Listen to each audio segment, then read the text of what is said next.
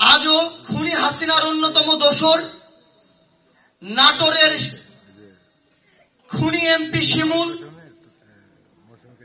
আজও এই বাংলাদেশে আমাদের সামনে রয়েছে কিনা? আজও পাবনার সাইড চেয়ারম্যান এই বাংলাদেশে তার অস্তিত্ব রয়েছে।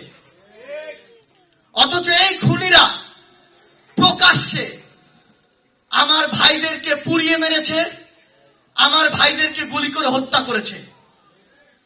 তাহলে বাংলাদেশের ওই বিচার ব্যবস্থায়, বাংলাদেশের ওই পুলিশের গুরুত্বপূর্ণ ঊর্ধ্বতন জায়গাগুলোতে যারা রয়েছেন, যারা স্বরাষ্ট্র মন্ত্রণালয়ের উপদেষ্টা হিসেবে দায়িত্ব পালন করছেন, যারা বাংলাদেশ পুলিশের আইজিপি হিসেবে দায়িত্ব পালন করছেন, যারা বাংলাদেশের বিচার ব্যবস্থার উপদেষ্টা হিসেবে দায়িত্ব পালন করছেন, যেই শহীদদের, যেই আহত যোদ্ধাদের রক্তের উপরে দাঁড়িয়ে আজকে আপনার উপদেষ্টা, আজকে আপনার আইজিপি। নুরতাজে অর্ডার করে জিতে নিন গাড়ি, বাইক, আইফোন সহ কোটি টাকার পুরস্কার। অর্ডার করতে ভিজিট করুন nurtaj.com। আজকে আপনারা পুলিশ সুপার, আজকে আপনারা ডিআইজি, আজকে আপনারা বিভাগীয় কমিশনার, তাদের রক্তের সাথে এই বেঈমানি কিভাবে সম্ভব? ঠিক আছে, 4 মাস হয়ে গিয়েছে। আমরা আমাদের জায়গা থেকে কখনো এই বিবেকবোধের পরিচয় দিব না যে এই গণহত্যার সাথে পুরো বাংলাদেশ পুলিশকে আমরা জড়িয়ে দিব। কিন্তু এই দায় সারাও কথাও আমরা কখনো বলবো না যে খুনি হাসিনা হুকুম দিয়েছিল বলে আমি গুলি চালিয়েছি। খুনি হাসিনা যদি গুলি চালানোর হুকুম দেয়, তাহলে একজন ব্যক্তি হিসেবে, মানুষ হিসেবে আপনার মনুষ্যত্ব, আপনার বিবেকবোধ, দেশের প্রতি যে আপনি শপথ দিয়েছেন, দেশের মানুষকে সামনে রেখে যে শপথ নিয়েছেন, সেই মনুষ্যত্ব, সেই বিবেকবোধ কোথায় ছিল?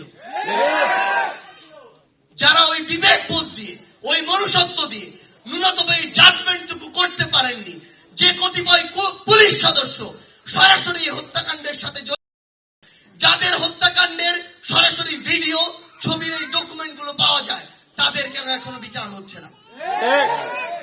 আজকে আমরা দেখছি ওই কতিপয় পুলিশ সদস্য পুরো বাংলাদেশে বিভিন্ন জায়গায় পোস্টিং এর নাম করে আবার নতুন করে তাদের যে কর্মযজ্ঞ সেটি চালিয়ে যাচ্ছে।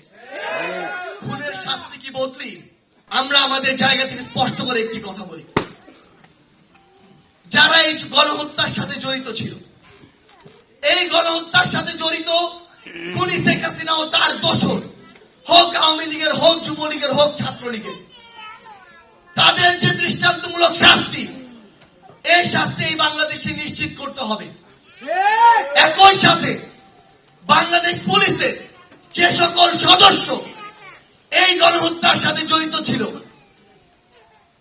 তাদের বিচারিক প্রক্রিয়ায় যারা আপনারা জড়িত ছিলেন না, আপনারা যদি সহযোগিতা না করেন, আপনারা যদি সেই মামলাগুলো সর্বশেষ রায় পর্যন্ত যাওয়ার জন্য সহযোগিতা না করেন, মনে রাখবেন তারা প্রত্যক্ষভাবে ওই খুনের সাথে জড়িত।